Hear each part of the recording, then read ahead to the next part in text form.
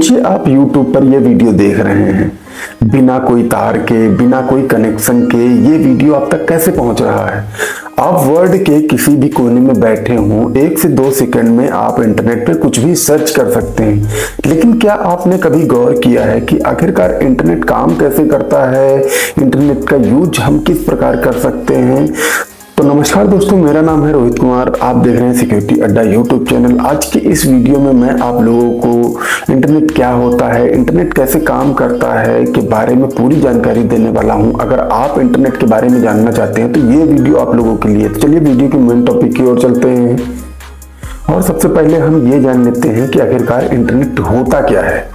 Internet असल में एक ग्लोबल नेटवर्क होता है, मतलब कि ये दुनिया भर के लाखों कंप्यूटर और सर्वर को आपस में कनेक्ट करके रखता है। इसीलिए इसे इंटरनेट कहा जाता है, नेटवर्क्स ऑफ नेटवर्क। जब आप यूट्यूब या गूगल पर दूर बैठकर कुछ भी सर्च करते हैं तो आपका मोबाइल फोन किसी दूर बैठे या दूर स्टैब्लिश सर्वर से कनेक्ट होकर आपके पास डेटा पहुंचाता है। अभी हम जान लेते हैं डेटा सेंटर क्या होते हैं। डेटा सेंटर काफी बड़ी बड़ी बिल्डिंगों के अंदर बनाए जाते हैं। वो पूरी तरीके से डेटा सेंटर में हार्ड ड्राइव का यूज किया जाता है, जिसमें आपका डेटा या फिर हम कह सकते हैं डेटा स्टोर होता है।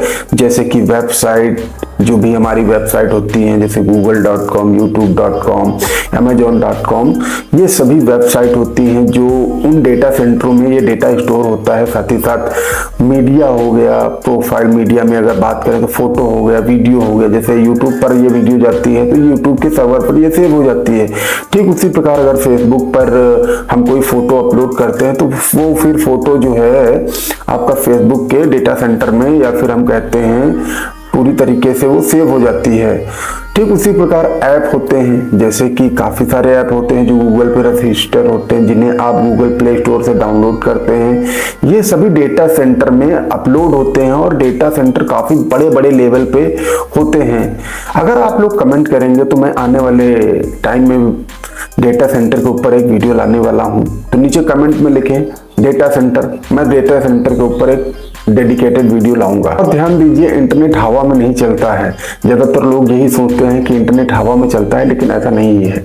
इंटरनेट हवा में नहीं चलता है। ज्यादातर इंटरनेट की जो फाइबर ऑप्टिक केबल होती है वो समुद्र के अंदर बिछी हुई होती हैं। वाईफाई आपके घर तक होता है, लेकिन असली इंटरनेट तारों में होता है।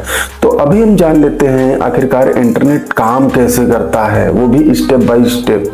स्टेप 1, आप रिक्वेस्ट भेजते हैं। जैसे कि आपने इंटरनेट पे कुछ भी सर्च किया तो फिर आपका आईएसपी यानी कि इंटरनेट सर्विस प्रोवाइडर, जैसे कि जियो, एयरटेल या फिर वीआई और भी कई प्रकार के इंटरनेट सर्विस प्रोवाइडर होते हैं। स्टेप 2, डीएनएस काम करता है। देखिए, जब भी आप इंटरनेट पे कुछ भी सर्च करते हैं तो जाहिर सी बात है आप उसका नाम डाल के सर्च करते हैं।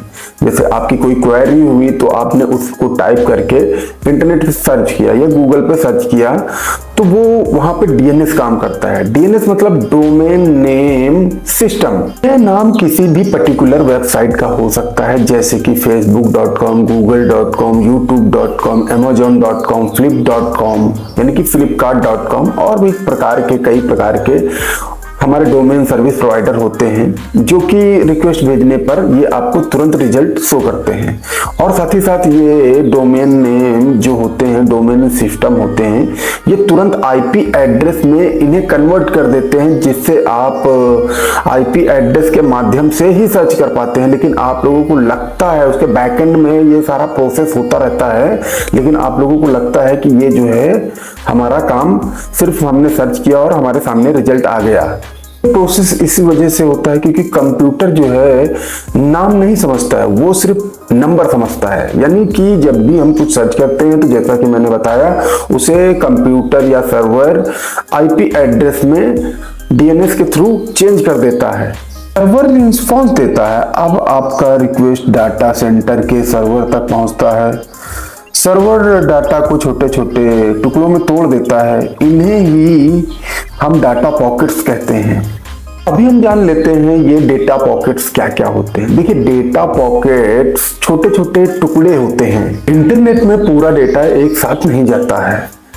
इन्हें छोटे छोटे पॉकेट्स में ही तोड़कर इंटरनेट पे भेजा जाता है, जिसे हम डेटा पॉकेट्स कह सकते हैं। या कहा जाता है।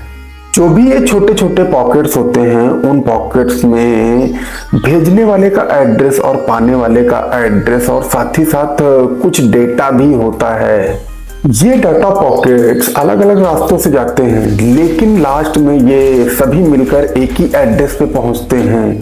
इन्हें हम डाटा स्विचिंग कहते हैं। ये छोटे छोटे पॉकेट्स जो होते हैं वो अलग अलग रास्तों से जाते हैं, लेकिन लास्ट में ये आपके मोबाइल फोन से कनेक्टेड हो जाते हैं, यानी जुड़ जाते हैं।